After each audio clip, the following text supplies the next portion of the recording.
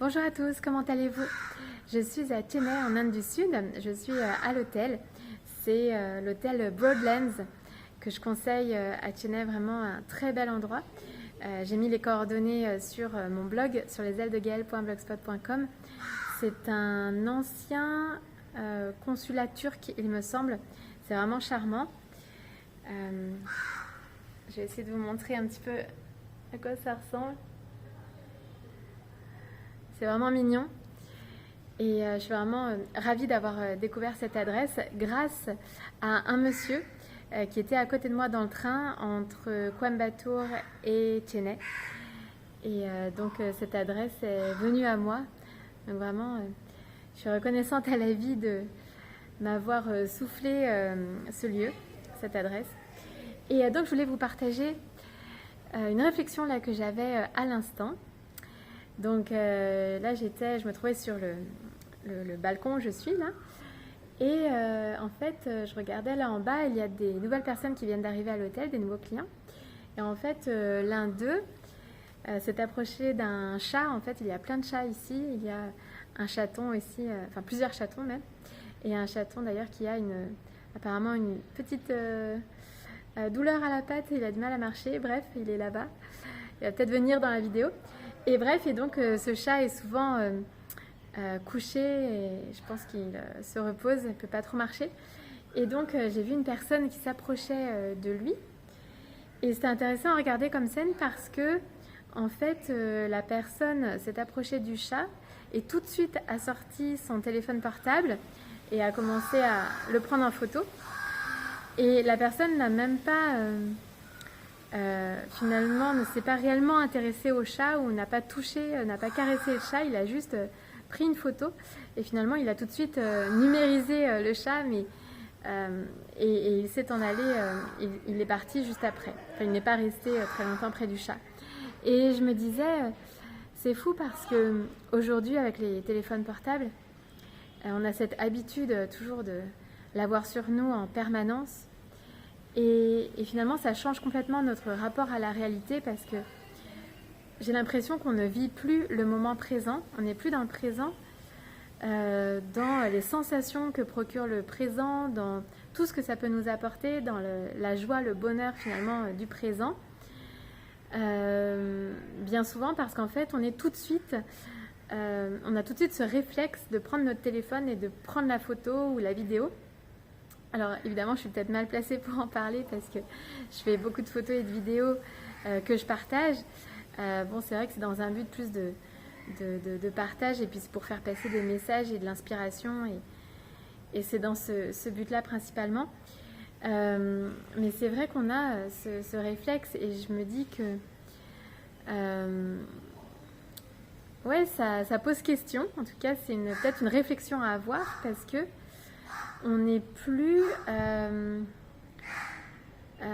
comment dire, ça nous déconnecte en fait de la réalité du présent, le fait de vouloir toujours tout capturer dans le moment parce que finalement quand on fait ça, on n'est plus dans la connexion avec le présent, dans la sensation,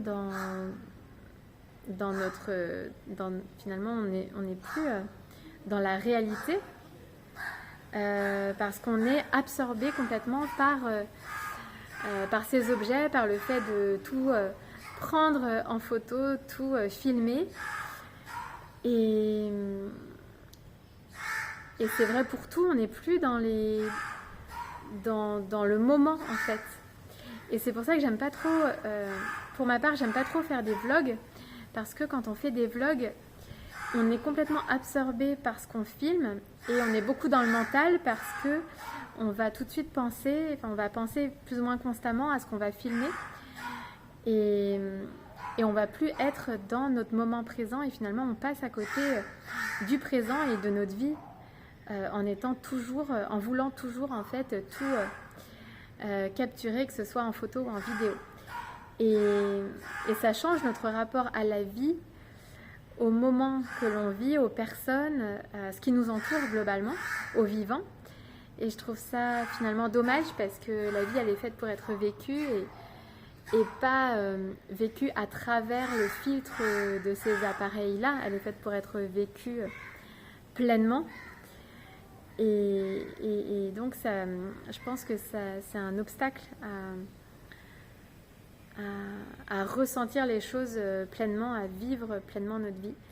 Parce qu'on va tout de suite avoir ce réflexe de prendre notre téléphone et ça va nous couper complètement de certains moments, des personnes qui sont avec nous, des sensations qu'on peut avoir, peut-être de nos émotions, peut-être...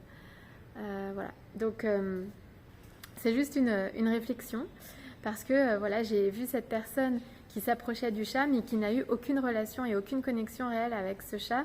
Il l'a juste pris en photo et quelque part, alors je sais pas, peut-être qu'il n'aime pas les chats en réalité et qu'il a, il a voulu peut-être prendre juste la photo, je sais pas.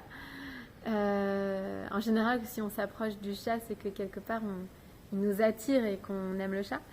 Mais voilà, ça a créé comme une barrière entre cette personne et ce chat. Et je crois que ces outils qui peuvent être bien utiles aussi par ailleurs, peuvent aussi créer un mur et une barrière entre nous et la vie en nous, autour de nous, voilà, entre nous et ce qui nous entoure, que ce soit, voilà, et tout le vivant en fait. Et ça peut nous empêcher d'être pleinement conscients de ce qui est là, pleinement vivant, et vraiment savourer la vie dans le présent, parce qu'on va être complètement omnubilé par les photos ou les vidéos. Voilà, c'est donc la réflexion que j'avais. Et donc, par rapport à ça, peut-être avoir un usage mesuré, modéré de ces appareils, peut-être se discipliner par rapport à ça, pour vraiment bien se connecter à la vie en nous et autour de nous. Voilà pour cette réflexion qui est malgré tout filmée. Là, j'ai pas d'autre choix. Mais je crois que c'est intéressant réellement de se poser cette question-là pour ne pas passer à côté de notre vie finalement et ne pas avoir de regrets plus tard, parce que quand on va regarder en arrière, est-ce qu'on va pas se dire finalement j'ai passé ma vie à regarder ma vie à travers un écran ou à connecter avec des gens à travers un écran et pas en réalité, en parlant aux personnes autour de soi en réalité. Voilà, c'est une vraie question. Voilà, bon, je vous dis à très vite pour de prochains partages. À bientôt.